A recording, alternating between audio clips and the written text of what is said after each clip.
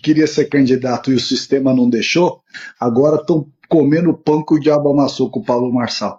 Tá todo mundo desesperado. Vamos perder a boquinha, porque o Nunes vai perder a eleição e todo mundo que tá lá pendurado vai perder junto. E o Melo Araújo, ele escreveu o seguinte pro Salles: inclusive, só se elegeu graças ao presidente Bolsonaro e agora o trai. Vai contra o que ele decidiu. Isso é traição. Pessoal, parece que o caldo entornou de vez. Agora, o vice Melo Araújo, uma pessoa muito próxima do ex-presidente, assim como o Ricardo Salles, que era o candidato preferido, ele fez uma mensagem bem dura e forte ao Ricardo Salles, inclusive o chamando de traidor. Eu vou dar todos os detalhes disso. A gente precisa, gente, dar luz nesse caso, explicar o que está acontecendo aí por trás de tudo isso. Eu vou trazer, né, inclusive falas também do Ricardo Salles do que diz respeito aí a esse movimento que está acontecendo. O Marçal anunciou o Ricardo Salles aí como um possível secretário dele, né, em uma possível eleição do Pablo Marçal para a Prefeitura de São Paulo.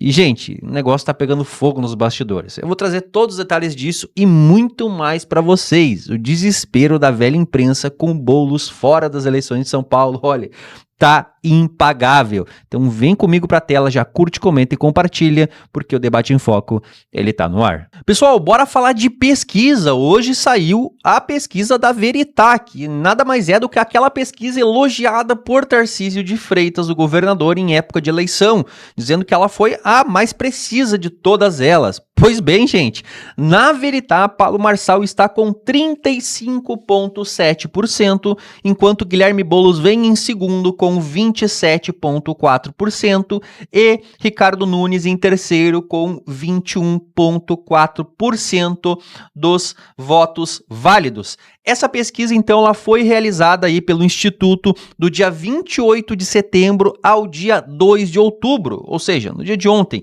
E ela tem uma margem de erro aí de 2 pontos percentuais com um nível de confiança de 95%. Ao total foram entrevistadas 3.020 pessoas. Tá aí, gente. Então, uma pesquisa que tudo indica é uma das melhores, digamos assim. Eu sei que tem muita gente que tem aí, né, muitos problemas com pesquisas aí. Eu sou uma das pessoas que eu desconfio muito, mas sem dúvida nenhuma que a Veritá, né, é uma das empresas aí, um dos institutos que mais acertaram. Bom, eu quero saber a opinião de vocês aqui embaixo. Vocês acham que tá certo? Vocês acham que tá muito diferente disso? Acontece que em outras pesquisas o Pablo Marçal ele troca com o Nunes, né, gente? A gente vê aí pesquisas do Datafolha, como por exemplo, outras pesquisas aí mais conhecidas, Instituto Quest, que essas pesquisas elas dão um Marçal em terceiro e um Ricardo Nunes em primeiro. E olha a discrepância aqui, né, gente? A gente consegue ver que o Ricardo Nunes, inclusive, tá muito atrás do Marçal, que no meu ponto de vista, o que eu venho acompanhando aí pela internet, eu acho que a Veritá é a que realmente tá mais certa, digamos assim, né? Mas vamos ver aí como é que vai ser agora, porque as eleições tá aí, né, gente? Dia 6. Inclusive, amanhã tem debate na Globo. Olha, vai dar muito o que falar. Bom, a gente tem muito assunto nesse vídeo, gente. Então, já vem pra tela agora comigo, porque a esquerda tá em desespero com a possível derrota do Boulos, nem indo para o segundo turno. E o desespero gente, pelos votos válidos. Agora, tem uma campanha aí, e a Tabata seria culpada. O Boulos queria esses votos válidos. Ou seja, o que é um voto válido, né, gente? É aquele voto que, por exemplo, agora, as pesquisas dão que a Tabata sequer teria alguma chance de ir para o segundo turno. Ou seja, ela estaria tirando votos válidos de uma possível candidatura aí do Boulos para o segundo turno. Ou seja, a pessoa que vota na Tabata, ela vota porque é o desejo dela agora, mas no fundo ela sabe que a Tabata não tem chance de ir para o segundo turno. E o voto válido seria isso, já destinar. Para qual será o teu candidato em um possível segundo turno? Destina agora no primeiro turno para evitar que o Boulos ficasse de fora e tivesse aí Ricardo Nunes e Pablo Marçal, o que seria um fiasco histórico para a esquerda. Vamos ver na tela agora a velha imprensa, um trechinho comentando sobre esse caso. Para tudo, gente! Enquanto eu tava fazendo esse vídeo, surgiu esse pronunciamento da Tabata. Vocês lembram que eu trouxe aqui um manifesto que foi feito por artistas intelectuais? Basicamente aí aquela turma do Salve Amazônia, mais alguns colegas e amigos? Pois então, gente, eles estavam indicando o voto no Boulos. E a Tabata... Lembra desse caso do voto útil que eu expliquei pra vocês agora anteriormente? Pois então, gente, a Tabata fez um vídeo, gente, ela acabou com a campanha do Boulos e com esse pedido de voto no Boulos, porque a campanha dele é fraca. Vejam com as próprias palavras dela, gente do céu, é um racha na esquerda. Prestem atenção. Mas não falha. Chegou aquela hora em que influenciadores de esquerda começam a pedir voto útil no candidato deles. O cara faz uma campanha fraca, renega pautas históricas do partido e aí não empolga ninguém. Aí você tem que mudar seu voto pra ele não ficar de fora do segundo turno? Fala sério, né? Mas isso eu já esperava. O que me deixou de boca aberta foi o Manifesto pela Frente Ampla em São Paulo, lançado por alguns artistas e intelectuais. Gente, eu respeito o direito de qualquer grupo de pessoas se manifestar, claro, e tenho admiração por algumas figuras que assinaram esse documento. Se é que assinaram mesmo, porque teve gente dizendo que não assinou e o nome tá lá. O quê? Alguns não assinaram, mas estão lá? Não, gente, onde já se viu? A campanha jamais teria capacidade disso, ou a mídia de ter publicado um manifesto inverídico, não é mesmo? Olha, eita circo bom esse, é isso? Mas calma lá, gente, que não é só na internet. Na velha imprensa, isso também já está sendo noticiado. Um crescente movimento pelo voto útil tomou conta da campanha eleitoral país afora. Ele escancara desde dificuldades de políticos como Lula e Bolsonaro transferirem votos aos seus escolhidos, até divisões nos eleitorados à esquerda e à direita. Em São Paulo, por exemplo, Ricardo Nunes teme ser superado por Pablo Marçal e vende a ideia de que só ele derrota a esquerda no segundo turno. Guilherme Boulos, por sua vez, teme passar para a história como o primeiro candidato de esquerda a não ir para o segundo turno e vende a ideia de que os eleitores de Tabata Amaral devem votar nele. O problema é que o apelo ao voto útil é um instrumento tão antigo quanto questionável. Primeiro, porque impede o eleitor de votar no seu candidato preferido. E segundo, porque impede que as ideias e propostas do candidato preferido ganhem força no debate público. Pedir voto útil faz parte do jogo. Agora, vender a ideia de que se trata de uma obrigação não é. Pessoal, eu ia trazer essa notícia no vídeo anterior, mas o vídeo ficaria muito longo e eu fiquei de trazer nesse vídeo, que é o fato de que agora, a partir do ano que vem, a partir de 2 salários mínimos, ou seja, um retrocesso, a pessoa já vai ter que declarar imposto de renda. Tudo isso porque na previsão orçamentária aí do governo Lula, isso aí acabou não sendo previsto e aí vai ter um regresso. E eu achei a fala da Jennifer aqui tão importante, tão esclarecedora, e eu confesso, eu não conhecia a Jennifer, que eu resolvi trazer ela aqui pro canal e ela vai explicar tudo isso, gente. Então vejam nas palavras dela. Olha, pra mim foi magnífico. Ela disse tudo aqui. Vocês já estão sabendo que o bolso do mais pobre, que já está arregaçado, vai arder um pouquinho mais em 2025. O governo mandou o projeto de lei orçamentária de 2025 para o Congresso sem correção da tabela do imposto de renda para a pessoa física. E isso fará com que as pessoas que recebem até 2 salários mínimos percam a isenção do tributo. Então, na prática, para entender melhor o que vai acontecer, é que o salário mínimo deve aumentar de R$ 1.412 para R$ 1.509. Isso fará com que 2 salários mínimos totalizem um valor de R$ 3.018 em 2025. O problema é que a faixa de isenção para o imposto de renda vai se manter atual, que se refere a 2 salários mínimos no valor de 1.412. Ou seja, quem recebe até 2.824 não paga o imposto. Quem receber mais que isso, que é o que vai acontecer no próximo ano com o aumento do salário mínimo, vai ter que pagar imposto de renda. Olha que maravilha! Se tem alguém surpreso com isso, não deveria. É só olhar para o passado recente. Em 2022, o atual presidente prometeu que ia isentar o imposto de renda para quem ganhasse até R$ 5.000. Porém, iniciou 2023 já aumentando os gastos, dando uma clara sinalização do que estava por vir. Voltou a prometer a isenção do imposto de renda para quem ganhasse até R$ 5.000. E ao final do ano, nós já tínhamos aí um rombo nas contas públicas e vários aumentos de impostos. Ou seja, gastando mais, precisando arrecadar mais, mas jamais cortando gasto, né? Repassando, obviamente, a conta para a população. E agora, em 2024, sai essa notícia, então, que só pega de surpresa quem é muito alienado. O governo, que conseguiu ser pior do que uma pandemia mundial, alcançando recorde de rombo nas contas, obviamente, não ia cortar gastos e nem reduzir imposto do cidadão. Bem pelo contrário, vai fazer com que quem recebe até 2 salários mínimos volte a pagar imposto. Isso vai gerar uma arrecadação de 8 bilhões a mais em 2025. E aí, tá bom pra vocês? Parece que cabe mais. Mas, Jenny, o presidente disse que a isenção vai vir em 2026. É sério mesmo? Vocês gostam tanto assim de ser feito de trouxa? Muito bom, muito bom. Me chamo Jennifer, é o nome dela aí no TikTok. Pessoal, agora vamos a esse assunto que é muito importante. Eu havia trazido no vídeo anterior aí uma estimativa que o novo avião que o presidente Lula gostaria de ter seria um avião na casa dos 400 milhões de reais, ou 70 a 80 milhões de dólares. Sim, está sendo dito aí que agora o Ministério da Defesa, inclusive o ministro, o José Múcio, estava de férias nos Estados Unidos e retornou de forma imediata para poder ver esse caso do avião presidencial, porque o Lula quer um avião melhor, mais moderno, mais confortável, com cama de casal, com cerca de 100 semileitos, aí uma série de pedidos que foram feitos aí para facilitar então a viagem do presidente aí pelo mundo. Acontece que na notícia que a gente tinha aí do ano já de 2023, que foi quando houve aí o primeiro pedido de troca do avião, era entre 400 milhões de reais. Bom, mas o que diz aqui a Band agora com novas informações é que o avião seria na verdade de 1 bilhão.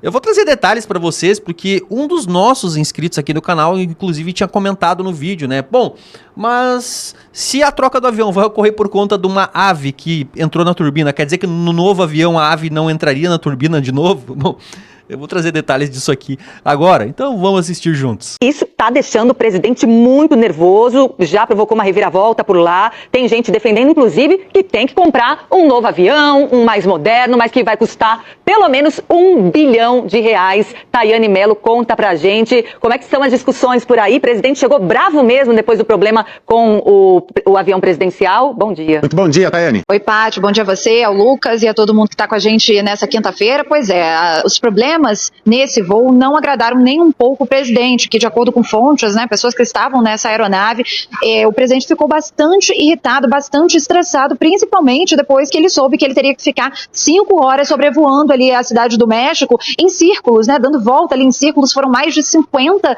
voltas, então o presidente ficou bastante estressado com essa questão. Além disso, além de ter esse problema no primeiro voo, nessa primeira aeronave, a aeronave principal da presidência da República, a segunda aeronave, a reserva, também apresentou problemas na comunicação, ou seja, o presidente ficou sem comunicação com o Palácio do Planalto, tanto por telefone quanto também por internet. Então, depois de tudo isso, o presidente, que a gente lembra que nem teve agenda ontem, chegou no Palácio do Alvorada, ficou o dia todo lá descansando ao lado da primeira-dama Janja.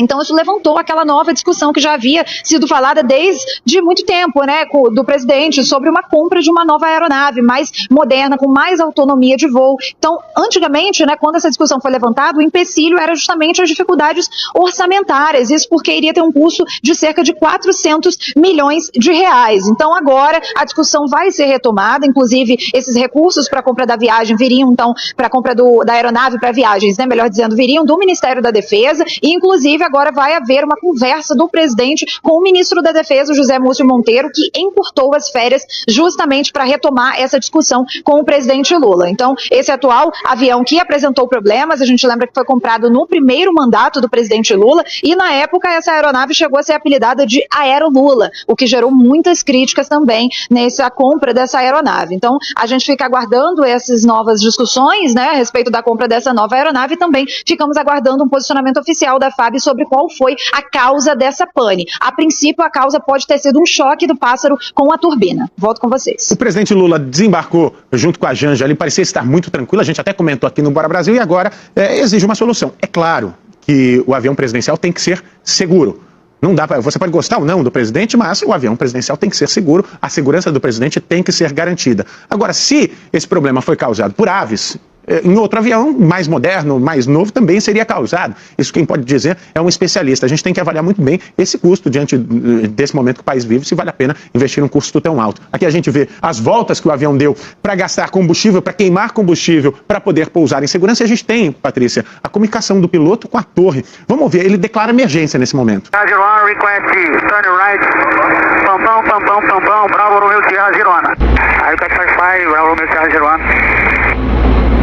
Que houve aí o piloto, exatamente, o piloto da aeronave presidencial chamando a torre e usando esse código, pam, pam, pam, pam, pam, pam. Ele fala por 3 vezes pam, pam, que isso é uma origem da palavra pane, na escala de pedido de emergência, uma torre de comando, na comunicação entre piloto e torre de comando, a segunda ali, só tem uma que é de mais alerta, que é a Mayday, que é de pane total. Essa significa assim, o avião está sofrendo uma pane, mas é uma pane controlada, E aí, no caso, há essa investigação de que se houve mesmo, se uma ave acabou entrando entrando em uma das turbinas do avião, ou se houve algum desprendimento ali da própria turbina ou do motor, enfim, algo que ainda precisa ser investigado. Agora, Tayane, algo que deixou o presidente muito bravo nessa situação, já segundo fontes, né, e apuração, é que o presidente falou o seguinte: olha, esse avião acabou de voltar de manutenção, a gente não poderia ter um problema mecânico se for o caso, e muito menos, né, diante disso, eu ter problemas de comunicação. Tem um telefone presidencial, na hora que ele tentou pegar o telefone presidencial, o telefone não funcionava, a internet também do avião reserva não funcionava,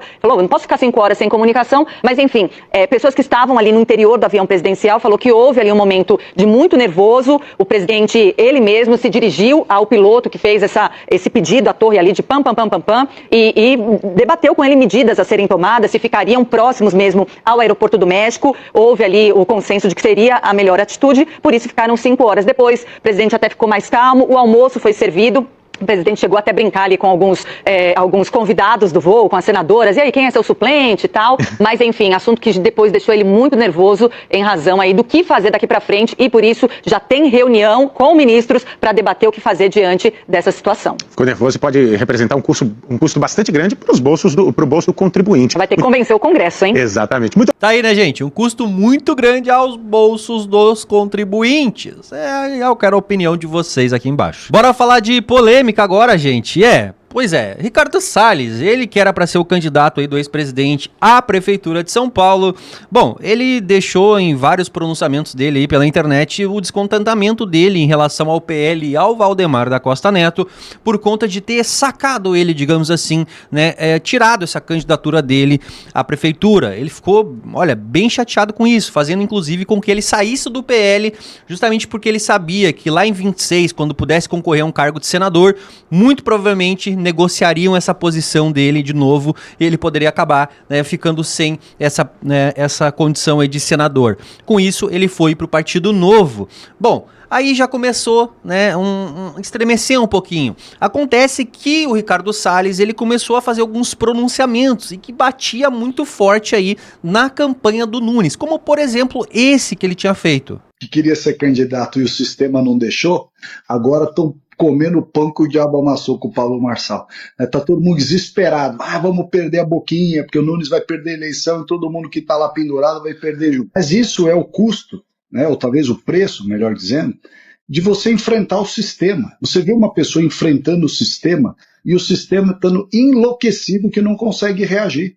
Né? Junta marqueteiro de um, de outro, os marqueteiros dos outros se juntaram todos para ver como é que derrubam o cara. Finalmente o sistema está sendo contestado. Sistema que me expulsou da minha candidatura à Prefeitura de São Paulo. Nós vamos simplesmente assistir, em 2026, mais um capítulo de enfrentamento do sistema. Dessa vez, eu levo até o fim. Eu mudei de partido, fui para o Partido Novo, que é gente muito boa, e que deu oportunidade de eu poder me candidatar ao Senado sem ter que fazer beijamão em dono de partido e gente do esquema do sistema. Tá aí, né, pessoal? Olha só o que ele falou, né, gente? Ele mudou de partido justamente para não precisar beijar a mão de presidente de partido nenhum, fazer esquema nenhum. Olha só. Bom, é óbvio que isso aí ia reverberar de uma forma muito negativa dentro do quê? Do PL, né, gente?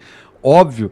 O Bolsonaro, ex-presidente, acabou dando uma entrevista, eu vou trazer na sequência para vocês ontem, que inclusive no ponto de vista dele, o Valdemar da Costa Neto sempre honrou, né, com seus compromissos e que ele ficaria por muito tempo ali explicando a importância do Valdemar da Costa Neto. Bom, acontece, gente, que aqui não é, né, eu não quero fomentar intriga nenhuma, eu quero dar os fatos para vocês.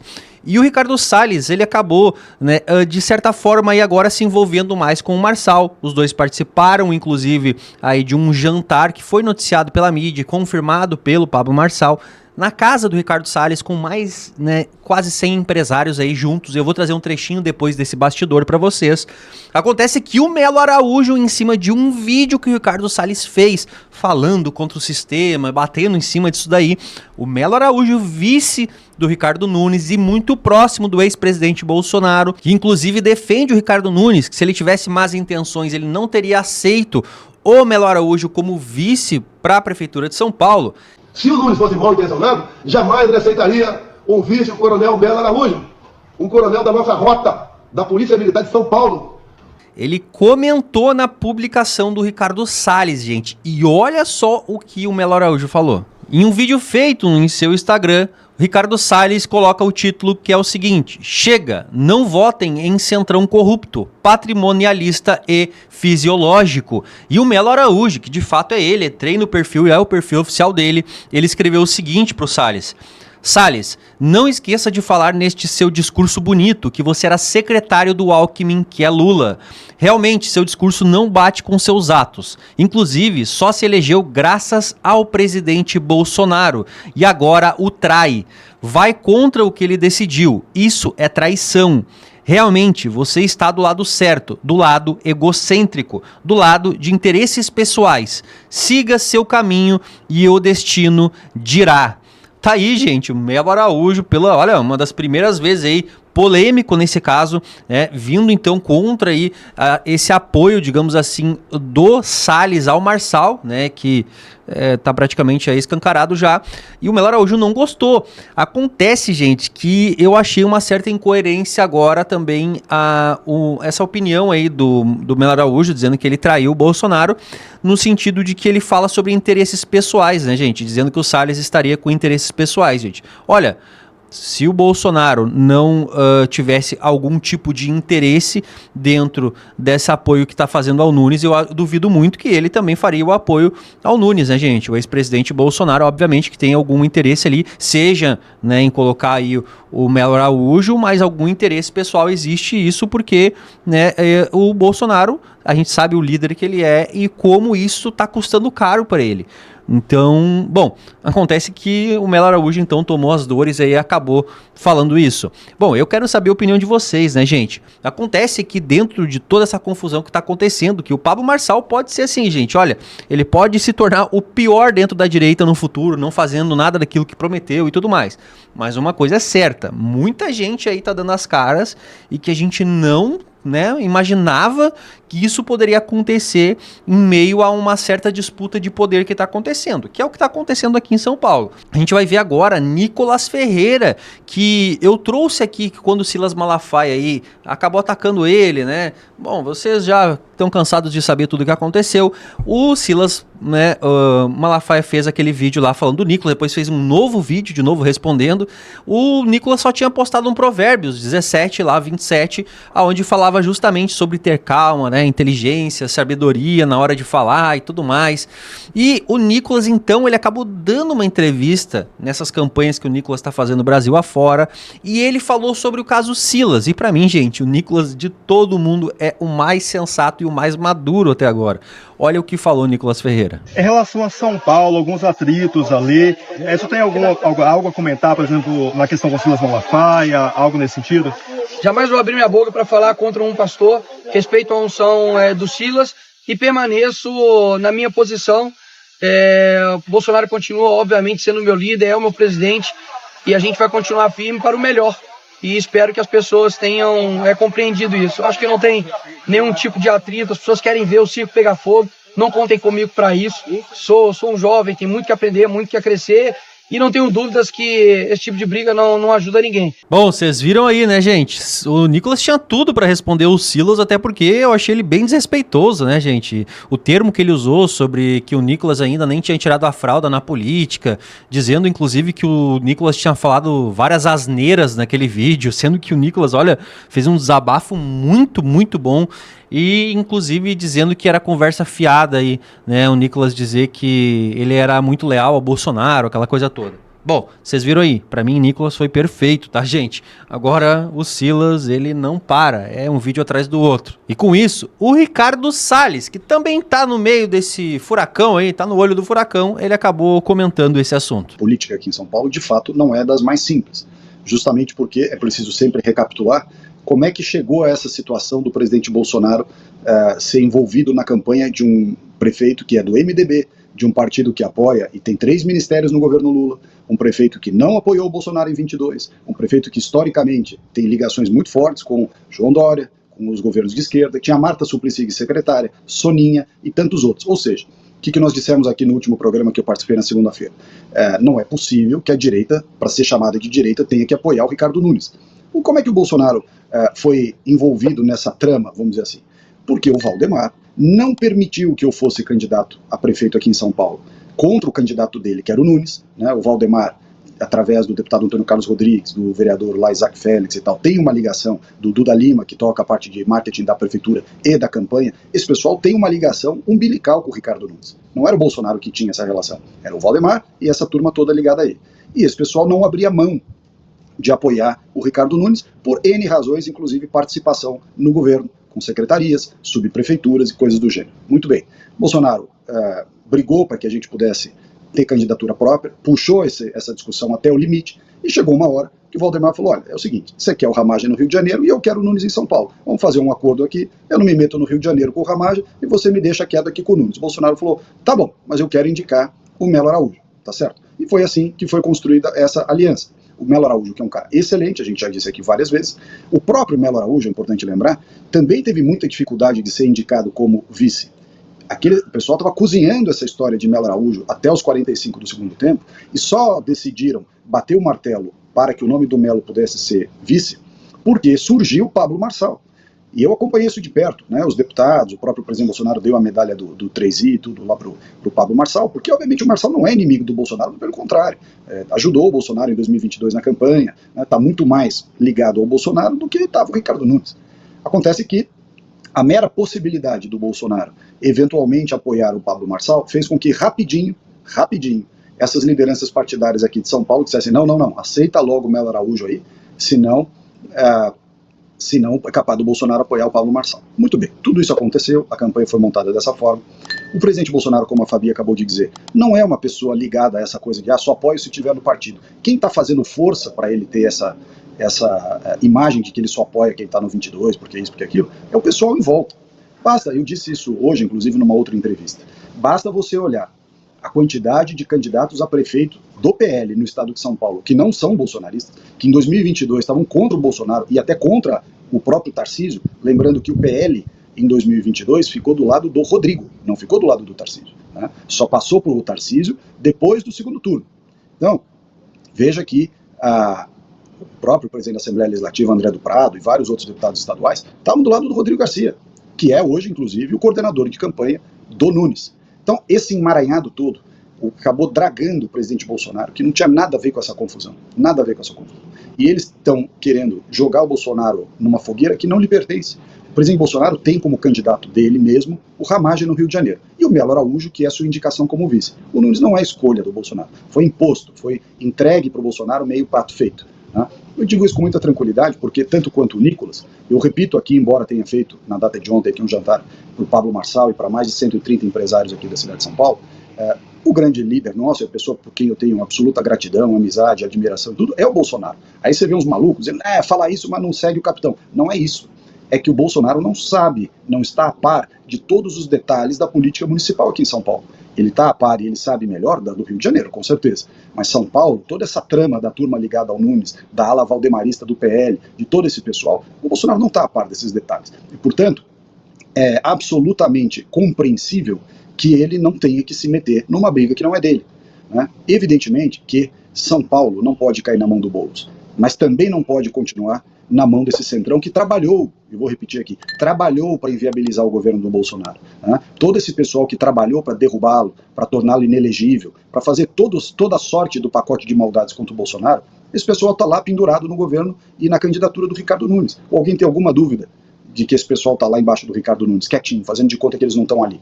Foi o pessoal que inviabilizou o governo Bolsonaro, o condenou, trabalhou para ele ficar inelegível nas decisões judiciais e trabalha para enfraquecê-lo a cada minuto. Nenhuma dessas pessoas vai trabalhar pelo Bolsonaro em momento nenhum, nem tampouco o Ricardo Nunes se fosse reeleito. Acho que não será, né? O Datapovo aqui na cidade de São Paulo tem mostrado que as pessoas não querem votar no Nunes. Tem por N razões que eu não vou repetir aqui, nós já dissemos isso em vários outros programas. Então, o Nicolas, Gaia, o príncipe Luiz Felipe, que estava aqui em casa ontem, o pastor Marco Feliciano e vários outros parlamentares da direita, do PL e tudo mais, já entenderam que a candidatura do Nunes não nos representa. Ou seja, tardiamente chegaram à conclusão que eu tinha dito há um ano atrás: não podemos ter um candidato que não nos representa. Isso é fazer filho na barriga dos outros, não tem cabimento. Então, nós temos, de alguma forma, de chacoalhar o sistema.